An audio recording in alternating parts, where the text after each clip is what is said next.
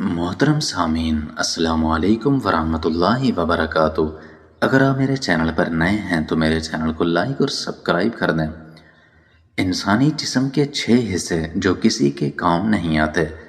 इर्तिका के एतबार से चिंपैंजी को इंसानों के सबसे नज़दीक तस्वर किया जाता है, लेकिन अगर आप दोनों की हयातियाती बनावट या ढांचे पर गौर करें तो पहली नज़र में ये बात वाज़ेह हो जाएगी कि चिंपैंजियों में कोई ऐसे अज़ा होंगे जो इंसानों में मौजूद नहीं।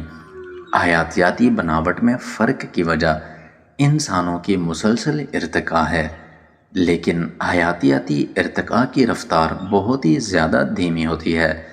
इसी वजह से इंसानों के जिस्म में आज भी कई ऐसे पट्टे और हड्डियाँ पाई जाती हैं जो अब किसी काम की नहीं हैं। ख़वातीन की रीढ़ की हड्डी से मवाद निकालने का मुहिम्मा ताहाल हल तलब, हमल ज़ाय होने से एसाबी तनाव का ख़तरा, कोल्हों के दर्द का ताल्लुक इर्तिकाई दौर से हो सकता है। हयातियाती इर्तिका के बारे में रिसर्च करने वाले डोरसा अमीर ने अपने ट्विटर अकाउंट पर इंसानी जिस्म के उन हिस्सों का जिक्र किया है जिनका आम जिंदगी में कोई इस्तेमाल नहीं बचा है। डरोसा का ख्याल है कि इंसानी जिस्म कुदरती तारीख के अजायब घर की तरह हैं। ऐसे में सवाल उठता है कि जब इन हिस्सों की कोई ज़रूरत नहीं बाकी रही तो कई लोगों में आज भी ये पट्टे और हड्डियाँ क्यों मौजूद हैं? इसका जवाब ये है कि हयातियाती इर्तिका की रफ्तार बहुत ज़्यादा सुस्त है, इसलिए ऐसे अज़ा को पूरी तरह ख़त्म होने में वक्त लग सकता है। इंसानी इर्तिका कुछ मामलों में ये अज़ा अपने लिए नए मकासद हासिल कर लेते हैं और इस अमल को एक्सपेंडेशन कहते हैं। डरोसा ने BBC को बताया, आप शायद ये सोच रहे होंगे कि हमें कैसे पता कि इंसान के जिस्म में इन हिस्सों का क्या काम था। इसका जवाब ये है कि हम इस बारे में सिर्फ अंदाज़े ही लगा सकते हैं। आइए इंसान के जिस्म में कुछ ऐसे ही अज़ा के बारे में बात करते हैं। नंबर 1, पेड़ पर चढ़ने में मदद करने वाले पट्टे इंसानी कलाई में मौजूद। इस हिस्से को समझने के लिए आपको सिर्फ एक काम करना है। एक चिपटी सतह पर अपना हाथ रखिए और उसके बाद अपने अंगूठे से अपनी सबसे छोटी उंगली को छूने की कोशिश कीजिए। क्या आपको अपनी कलाई पर 2 पट्टे जैसा तस्वीर में दिखाया गया है दिखाई देते हैं? डरोसा ने बताया कि इससे इस बात के इशारे मिलते हैं कि ये पट्टे इंसानों को पेड़ों पर चढ़ने में मदद करते रहे होंगे, लेकिन आजकल डॉक्टरों की नज़र में इस पट्टे पर होती है क्योंकि ये रिकन्स्ट्रक्टिव सर्जरी करते वक्त वो इस पट्टे का इस्तेमाल कर सकते हैं। नंबर 2, कान के पट्टे। जेरी काविन अपनी किताब वाई एवोल्यूशन इज ट्रू में लिखते हैं कि अगर आप अपने कान हिला सकते हैं तो आप हयातियाती इर्तिका के चलते फिरते सबूत हैं। कान के पट्टे कान को हिलाने में मदद करने के लिए 3 पट्टे जिम्मेदार होते हैं। इस बारे में सबसे पहले चार्ल्स डार्विन ने लिखा था कि डार्विन ने इसे ट्यूबरकल नाम दिया। डरोसा कहते हैं, हालांकि इस बारे में बहस जारी है कि इन पट्टों को इंसान की हयातियाती इर्तिका में बेकार बचा हुआ सामान कहा जा सकता है या नहीं।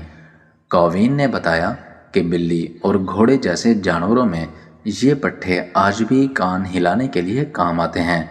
ऐसा करने से उन्हें दूसरी आवाज़ों को समझने में मदद मिलती है। नंबर 3, टेलबोन या दुम की हड्डी। डरोसा अमीर ने यह भी बताया कि टेलबोन हमारी खोई हुई दुम की याद दिलाती है। पेड़ों पर चढ़ते वक्त ये तवाज़ुन बनाने में मददगार साबित होती थी।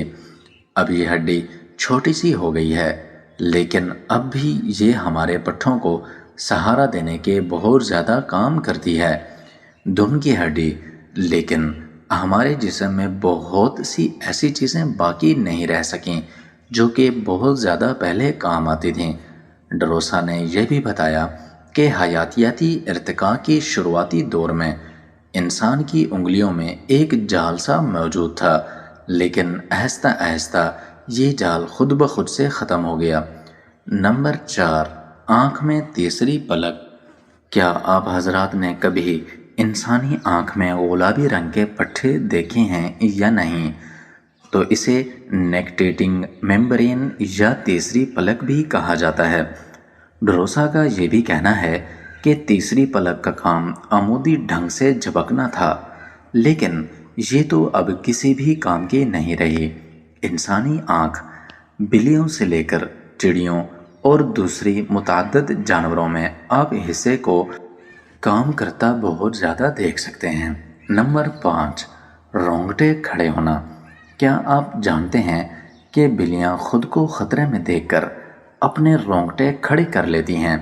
یہ اسی طرح ہے جیسے سردی یا ڈر لگنے کی وجہ سے انسانوں کے جسم میں رونگٹے کھڑے ہو جاتے ہیں۔ سائنسدان اسے پلو ایریکشن یا ریفلیکس بھی کہتے ہیں۔ ڈروسا نے یہ بھی بتایا کہ انسانوں نے ایک لمبا عرصہ بالوں سے ڈھکے جسم میں گزارا ہے۔ پلو ایریکشن یا ریفلیکس ایک بے حد قدیمی طریقہ ہے جس کی مدد سے جانور اپنے اصل سائز سے بڑے دکھائی دیتے ہیں۔ اس کے علاوہ سردی میں انہیں بالوں کی مدد سے جسم میں گرمی رکی رہتی تھی۔ نمبر 6، نو عمروں کا ہاتھ پکڑنا، یعنی نو مولود بچوں کا ہاتھ پکڑنا۔